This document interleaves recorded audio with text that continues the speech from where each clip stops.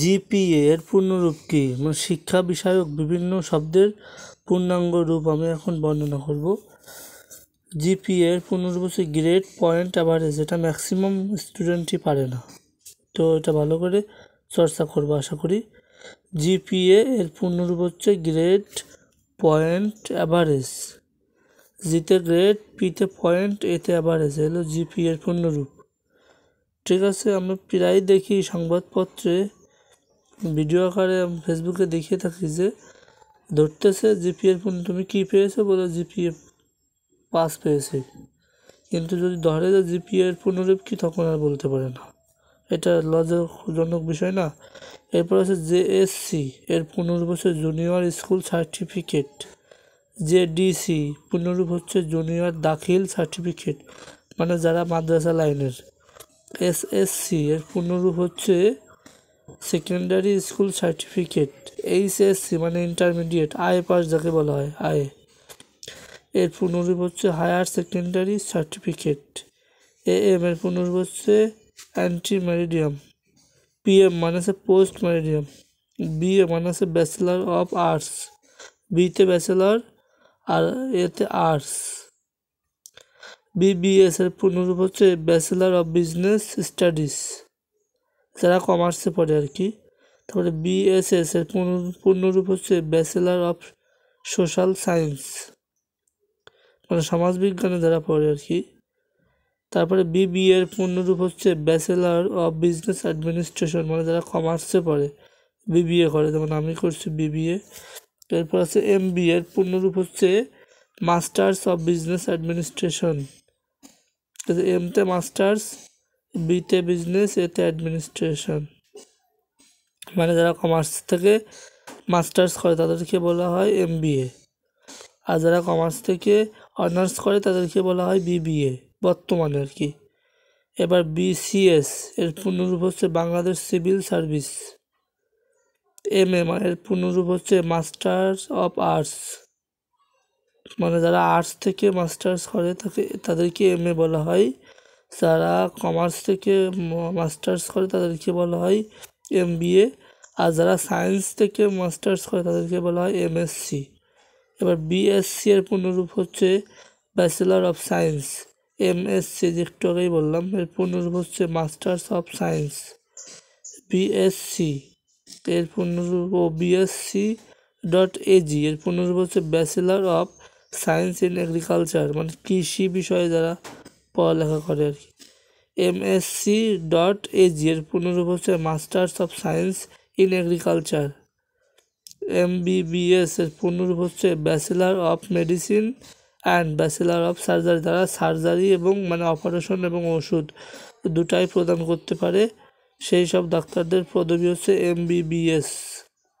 ঠিক আছে, এবার এমডি এর পূর্ণরূপ হচ্ছে ডক্টর অফ মেডিসিন। আবার আরেকটা হচ্ছে ম্যানেজিং ডিরেক্টর, এটা হচ্ছে বিভিন্ন কোম্পানির ক্ষেত্রে যদি এমডি বলে তাহলে সেক্ষেত্রে বোঝাবে হচ্ছে ম্যানেজিং ডিরেক্টর। আর ডক্টরদের কোথাও যদি লেখা থাকে এমডি তাহলে বুঝতে হবে সে হচ্ছে মেডিসিন, মানে ওষুধের ডাক্তার, অনলি ওষুধ প্রদান করতে পারবে, অপারেশন করার রাইট তার নাই। Doctor of medicine. এমএস এর পূর্ণরূপ হচ্ছে মাস্টার্স অফ সার্জারি। এই এমএস যদি থাকে কোন ডাক্তারের পদবি, তার মানে সে শুধু সার্জারি মানে অপারেশন করতে পারবে। পিএইচ ডট ডি বা ডি ডট এর পূর্ণরূপ হচ্ছে doctor of philosophy arts and science. তারপরে সবগুলো না বলে ভিডিও বড় হয়ে যাচ্ছে। তারপরে ডি ডট এসসি এর পূর্ণরূপ হচ্ছে ডক্টর অফ সায়েন্স। তারপর হচ্ছে B dot C dot O dot M এর পূর্ণরূপ হচ্ছে ব্যাচেলার অফ কমার্স, মানে আর্টস থেকে যারা করে। এমসিওএম এর পূর্ণরূপ হচ্ছে মাস্টার্স অফ কমার্স। এই যে এটা আগে ছিল, এখন হয়েছে এমএ, এমবিএ মাস্টার্স অফ, ওই যে এমবিএ পূর্ণরূপ এমবিএ, এখন এমবিএ ব্যবহার করা হয়। বি ডট ইডি বিএড যাকে বলা হয়, এর পূর্ণরূপ হচ্ছে ব্যাচেলার অফ এডুকেশন। ডি আরতে হয় ডক্টর, এম আরতে হয় মিস্টার, এম আর এসতে হয় মিস্টার্স। 30 নম্বর। 31 নম্বর হচ্ছে এমপি, মানে মেম্বার অফ পার্লামেন্ট। MLA পূর্ণরূপ member of legislative assembly. MLC member of legislative council. PM মানে প্রাইম মিনিস্টার, যেমন কোনো দেশের প্রধানমন্ত্রী PM প্রাইম মিনিস্টার। VP এর পূর্ণরূপ হচ্ছে ভাইস প্রেসিডেন্ট অথবা ভাইস প্রিন্সিপাল। VC এর পূর্ণরূপ হচ্ছে ভাইস চ্যান্সেলর। আর DC এর পূর্ণরূপ হচ্ছে ডিস্ট্রিক্ট কমিশনার। মানে আমাদের প্রত্যেকটা জেলায় যে DC থাকে, একজন করে DC মহোদয় থাকে, তার পূর্ণরূপ হচ্ছে ডিস্ট্রিক্ট কমিশনার।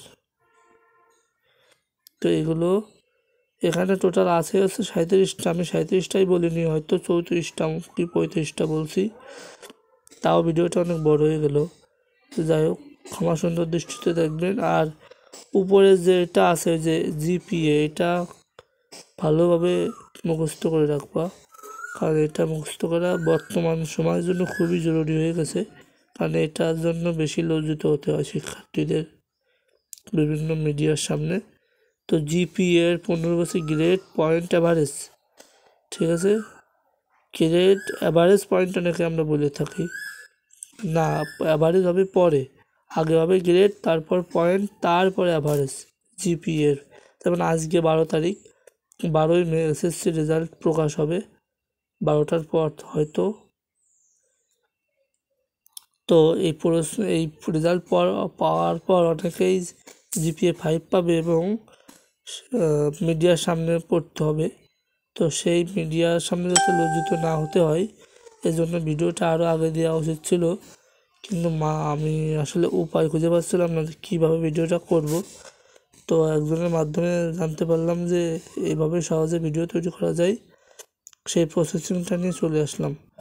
তো আশা করি এটা তোমাদের উপকারে লাগবে। শেয়ার দিয়ে রাখবা, অপরকেও জানতে সাহায্য করবা। আর অপরকে সাহায্য করার মানসিকতা না থাকলেও বেশি দূরে যাওয়া যায় না, এটাও মাথায় রাখতে হবে। সো তোমরা সবাই ভালো থাকো, সবাইকে আসসালামু আলাইকুম, এবং ভালো রেজাল্ট করো, ভালো ভবিষ্যৎ করো, বড় বড় জায়গায় চাকরি করো, এই আশা এবং প্রত্যাশা নিয়ে বিদায় নিচ্ছি। আসসালামু আলাইকুম ওয়া রাহমাতুল্লাহি ওয়া বারাকাতুহু। আবার দেখা হবে পরবর্তী কোনো ভিডিওতে ইনশাআল্লাহ।